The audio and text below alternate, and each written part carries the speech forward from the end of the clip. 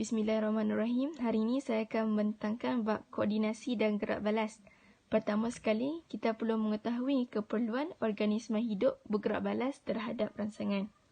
Okey, keupayaan organisma untuk mengesan perubahan dalam persekitaran dan bergerak balas terhadap rangsangan amat penting untuk kemandirian organisma. Dalam bab ni, kita perlu mengetahui apa itu rangsangan, gerak balas dan koordinasi. Okey, untuk rangsangan ialah perubahan yang berlaku dalam persekitaran luar atau dalam yang dapat dikesan lalu menyebabkan gerak balas yang tertentu. Contoh persekitaran luar macam cahaya, suhu, bau serta bunyi. Manakala persekitaran dalam terdiri daripada perubahan tekanan osmosis darah, suhu badan serta pH darah. Bagi gerak balas ialah tindakan badan terhadap sesuatu rangsangan. Untuk koordinasi ialah proses yang melibatkan pengesanan rangsangan oleh reseptor dan seterusnya penghasilan gerak balas oleh efektor terhadap rangsangan tersebut. Maknanya, segala aktiviti, organ dan sistem dalam badan dapat berfungsi dan diselaraskan dengan teratur dan sempurna sebagai satu unit yang lengkap. Bagi manusia, kita ada koordinasi dalam badan melibatkan sistem saraf dan sistem endokrin. Kedua-dua sistem ini mengesan serta bergerak balas terhadap perubahan yang berlaku di persekitaran luar atau persekitaran badan. Kedua-dua sistem ini juga memastikan keadaan persekitaran dalam yang malar bagi badan manusia. Okey, untuk tumbuhan bergerak balas terhadap rangsangan luar melalui dua cara, iaitu gerak balas tropisme yang macam kita ketahui. Gerak balas tropisme ialah gerak balas pertumbuhan pada hujung pucuk dan hujung akar atau menjauhi rangsangan. Bagi seterusnya gerak balas nasti. Gerak balas nasti ialah sebahagian tumbuhan bergerak balas terhadap rangsangan. Misalnya Mimosa pudica, dia akan menguncup apabila disentuh. Okey, seterusnya kita perlu mengetahui komponen sistem kawal atur. Dalam sistem kawal atur ni, kita terdiri daripada 3 komponen sahaja, iaitu reseptor, pusat kawalan dan efektor. Okey, bagi reseptor ialah struktur yang mengesan perubahan faktor kimia dan faktor fizikal di persekitaran dalam dan pelbagai rangsangan luar di persekitaran luar. Reseptor deria pula. Reseptor deria terdapat pada hujung jentian saraf yang mengesan maklumat di dalam dan di sekeliling badan. Okey, macam yang kita dapat lihat ni. Ini adalah komponen utama dan laluan yang terlibat dalam mengesan dan bergerak balas terhadap perubahan persekitaran luar dan persekitaran dalam. Okey, ni rangsangan luar. Dalam rangsangan luar, ada rangsangan, neuron aferen, interneuron, neuron eferen dan efektor. Okey, contoh saya ambil rangsangan dari persekitaran luar, contohnya deringan telefon. Okey, dekat sini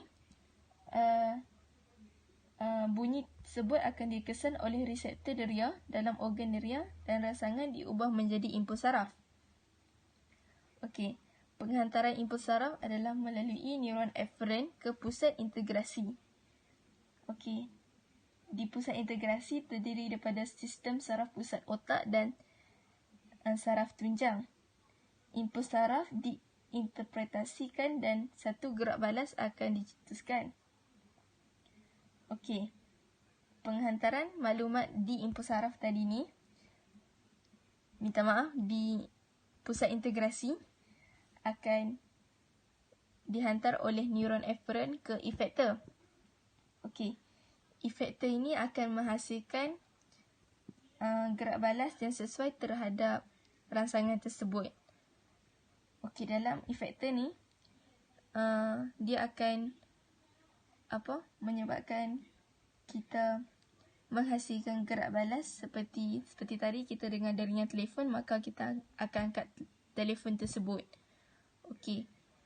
Sebab apa kita boleh buat macam tu? Sebab kita ada struktur khas yang akan terima isyarat arahan dari pusat kawalan tadi. Okey. Untuk rangsangan dalam, macam rangsangan dalam ni saya ambil contoh peningkatan suhu badan. Okey.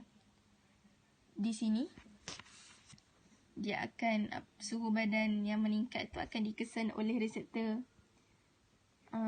iaitu baroreseptor pada arka aorta dan arteri karotid.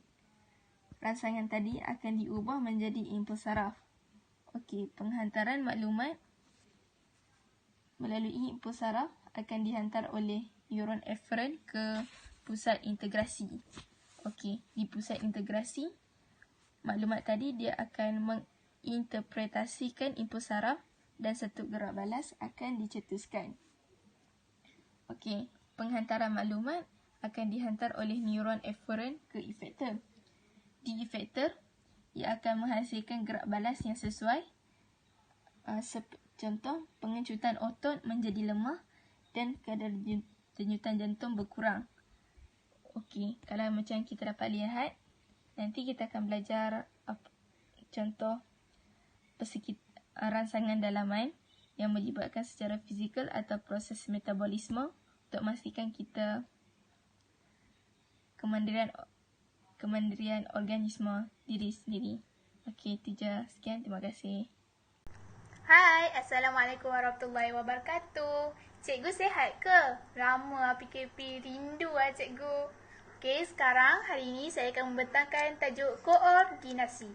Koordinasi ialah proses di mana rangsangan dikesan dan seterusnya menghasilkan gerak balas yang bersesuaian. Bagi manusia, koordinasi dalam badan melibatkan sistem saraf dan sistem endokrin. Sistem saraf dan sistem endokrin mengesan serta bergerak balas terhadap perubahan yang berlaku di persekitaran luar ataupun persekitaran badan. Kedua-dua sistem ini memastikan keadaan persekitaran dalam yang malar bagi badan manusia. Organisma perlu bergerak balas terhadap rangsangan luar untuk menyesuaikan diri terhadap perubahan persekitaran selain melindungi diri daripada kecederaan dan keadaan berbahaya. Sekarang saya akan menceritakan serba sedikit tentang carta alir berkaitan dengan komponen sistem kawal atur. Sistem kawal atur manusia dan haiwan terdiri daripada 3 komponen, iaitu reseptor, pusat integrasi dan juga efektor. Reseptor merupakan struktur yang mengesan perubahan faktor kimia dan faktor fizikal di persekitaran dalam dan pelbagai rangsangan luar di persekitaran luar. Rangsangan akan dapat dikesan melalui 5 reseptor deria, iaitu mata, telinga, kulit, hidung dan lidah. Rangsangan yang dikesan oleh reseptor deria akan ditukar kepada impuls saraf. Kemudian, impuls saraf kemudian dihantar ke pusat kawalan iaitu pusat integrasi melalui neuron aferen. Seterusnya, di pusat integrasi iaitu bahagian tertentu dalam otak, maklumat yang diterima daripada reseptor akan dianalisis, diinterpretasi, diproses dan gerak balas yang perlu diambil ditentukan. Di sini ya, ditentukan. Seterusnya, maklumat ini kemudian disampaikan kepada efektor melalui neuron eferen.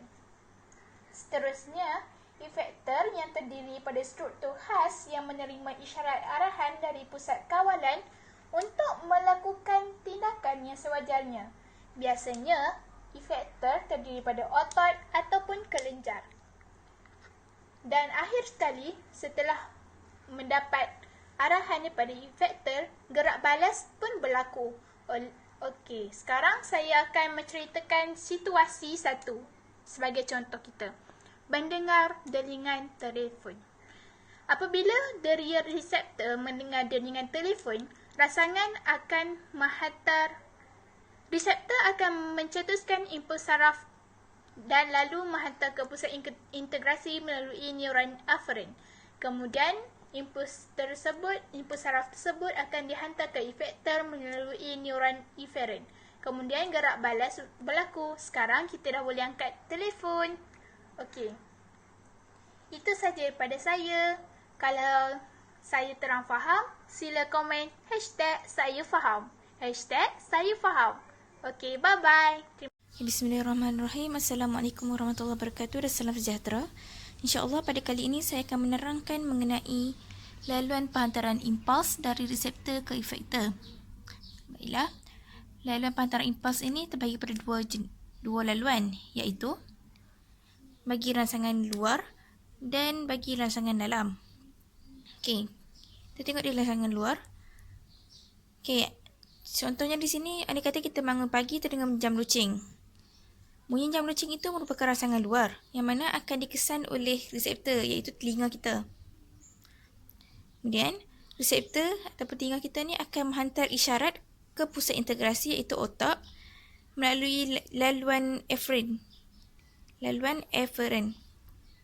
Okay. Kemudian, maklumat tersebut akan diproses oleh otak dan akan dihantar ke efektor melalui laluan eferen. Okey. Iaitu dalam kes ini dia akan menghantar isyarat ke lengan kita ataupun otak kita. Okey. Lengan kita ataupun otak kita menerima isyarat tersebut akan menjalankan gerak balas, iaitu kita akan menutup jam loceng tersebut. Baiklah, itu bagi rangsangan luar. Terlihat di rangsangan dalam. Okey. Rangsangan dalam berlaku apabila berlaku perubahan sesuatu di dalam tubuh badan kita. Okey. Contohnya bila kita bersenam, badan kita akan berlakunya peningkatan suhu badan kita. Hal ini yang mana merupakan rangsangan dalam. Hal ini akan dikesan oleh reseptor kita, iaitu kulit. Kulit ataupun reseptor ini akan menghantar isyarat ke pusat integrasi, iaitu otak kita melalui laluan eferen. Kemudian, apabila otak kita menganalisis data tersebut, ia akan memberikan isyarat ke efektor kita melalui laluan eferen. Dalam kes ini, efektor kita ialah sistem endokrin dan sistem saraf. Okay.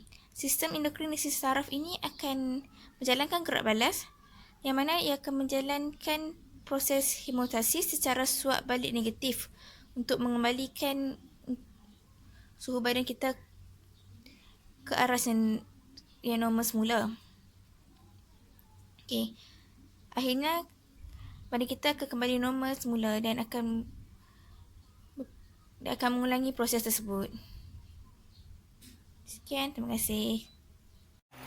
Assalamualaikum warahmatullahi wabarakatuh dan selamat sejahtera kepada cikgu dan kawan-kawan.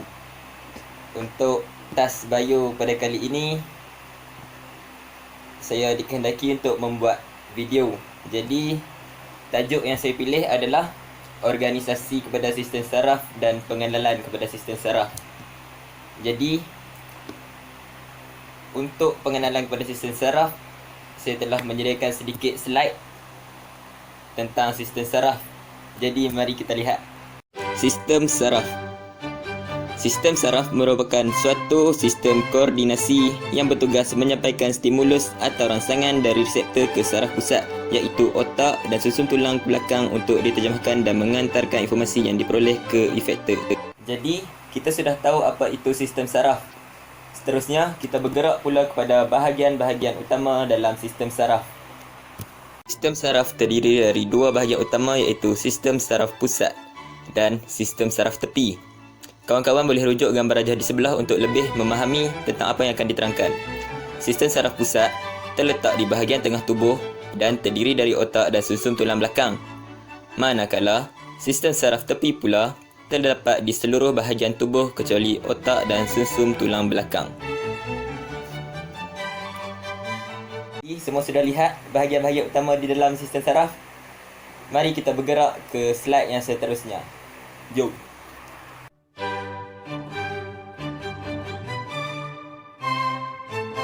Sistem saraf dibangun oleh jaringan saraf. Jaringan saraf terdiri dari neuron dan sel-sel glia. Bukan gila ya. Neuron membawa atau mengantarkan impuls saraf dan glia merupakan sel-sel pendukung neuron. Sel-sel pada sistem saraf yang membawa impuls saraf disebut sebagai neuron. Neuron seperti gambar rajah yang terletak di bawah itu. Jadi itu sahaja penerangan saya dalam video kali ini. Kalau diberi kesempatan, kita bertemu dalam video yang seterusnya, dalam bab yang seterusnya. Jadi, sama-samalah kita belajar dalam musim PKP ini supaya tidak ketinggalan kerana SPM sudah semakin dekat ya kawan-kawan. Jadi, akhir kata dari saya, semoga kita semua berjaya dalam SPM pada tahun ini dan semoga kita mendapat A+ dalam subjek biologi yang diajar oleh cikgu kita iaitu Cikgu Salawati binti Ahmad. Bye-bye.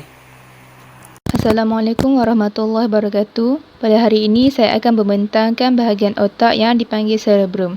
Apa itu cerebrum? Cerebrum adalah bahagian otak yang paling besar. Cerebrum mempunyai hemisfera yang terbahagi kepada kanan dan kiri. Cerebrum mempunyai permukaan yang berlipat. Hasil daripada permukaan berlipatnya, cerebrum dapat meningkatkan luas permukaan, lalu bilangan sel saraf yang terdapat di cerebrum akan meningkat. Apakah fungsi cerebrum? Cerebrum mengawal semua aktiviti mental iaitu belajar, berfikir, berkira dan sebagainya. Mengawal tindakan otak rangka dalam aktiviti terkawal. Mengesan deria seperti sakit, sentuhan, panas, sejuk, pendengaran, rasa dan bau. Oleh itu, apabila seseorang individu itu kurang kemahiran berfikir, berkira atau belajar, maka bahagian cerebrumnya mungkin mempunyai masalah. Sebelum saya mengakhiri pembentangan ini, inilah cerebrum.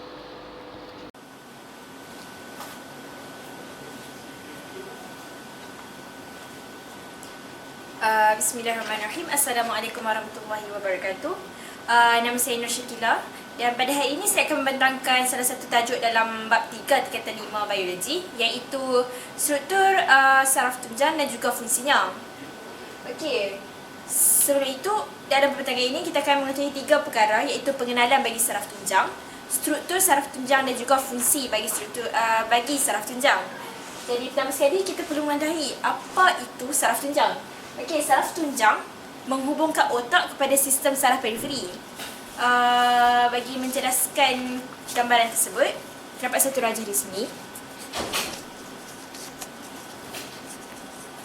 Okey, di sini terdapat lihat bahawasanya sistem saraf pusat, saraf tunjang tergolong dari sistem saraf pusat bersama dengan otak. Manakala sistem saraf periferi ialah sistem saraf yang menuju kepada organ-organ khusus seperti saraf kranium, saraf spina dan saraf autonomi.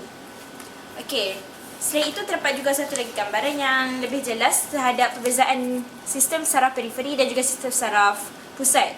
Okey, sistem saraf pusat berwarna hijau, garisannya berwarna hijau, manakala sistem saraf bagi sistem saraf periferi ialah berwarna biru. Okey, seterusnya, saraf tunjang merupakan sambungan kepada medula oblongata, iaitu ataupun lebih senang otak yang telah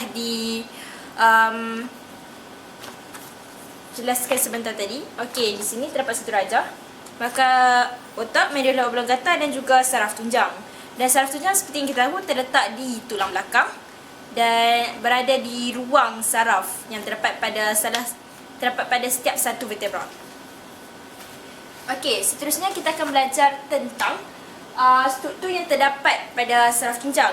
Okey, pertama sekali ada 3 perkara utama ataupun 3 struktur utama yang terdapat dalam saraf tunjang, iaitu jirim putih, jirim kelabu dan juga saraf spina. Okey, pertama sekali kita perlu mengetahui apa itu jirim kelabu dan jirim putih. Okey, jirim kelabu terdapat di tengah-tengah saraf tunjang dan yang pada rajah ini ialah yang berbentuk X, manakala jirim putih terdapat di keliling jirim kelabu. Selain itu, saraf spina pula ialah saraf yang bercabang daripada akar dorsal dan juga akar ventral. Jadi, kalau nak tahu struktur bagi saraf spina, perlu ada akar dorsal dan akar ventral yang akan mencabangkan saraf spina tersebut untuk mengalir ataupun untuk menjadikan saraf kepada organ-organ khusus, iaitu menuju kepada sistem saraf periferi. Dan akhir sekali ialah fungsi bagi saraf tunjang. Okey, fungsi bagi saraf tunjang ialah mengawal tindakan refleks. Jadi pada pendapat saya, saraf tunjang merupakan satu saraf yang amat khusus dan amat penting bagi satu organisma hidup, kerana saraf tunjang memiliki peranan yang besar dalam pergerakan, dalam refleks, dalam rangsangan terhadap manusia ataupun organisma hidup yang lain. Oleh sebab itu, saraf tunjang ialah penting. Dan dengan itu, akhirlah pembincangan saya. Sekian, terima kasih.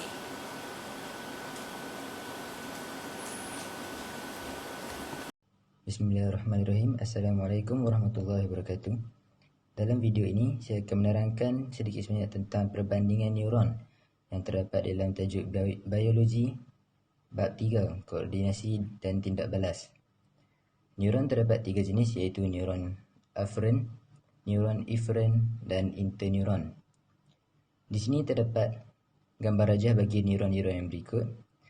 Perbandingan bagi neuron aferen, eferen dan interneuron ialah yang pertama. Neuron aferen menghantar impuls saraf dari reseptor atau organelia ke sistem saraf. Dendrit bagi neuron aferen akan menerima impuls saraf dari reseptor dan hantar ke badan sel. Bagi neuron eferen, ia akan menerima impuls saraf dari interneuron dan akan menghantar impuls saraf dari sistem saraf pusat ke efektor. Bagi interneuron, ia akan menghantar impuls saraf dari neuron aferen ke sistem saraf pusat dan dari sistem saraf pusat ke neuron eferen. Perbandingan kedua ialah neuron aferen terdapat dalam akar dorsal pada saraf spinal, manakala neuron eferen terdapat dalam akar ventral pada saraf spinal. Interneuron menyambungkan neuron aferen kepada neuron eferen. Dan yang terakhir, badan sel neuron aferen terdapat dalam ganglion akar dorsal, manakala badan sel neuron eferen terdapat dalam jirim kelabu sistem saraf pusat. Dan yang terakhir, badan sel interneuron terdapat secara berkelompok dalam jirim kelabu sistem saraf pusat. Setakat itu saja video kali ini. Sekian, terima kasih.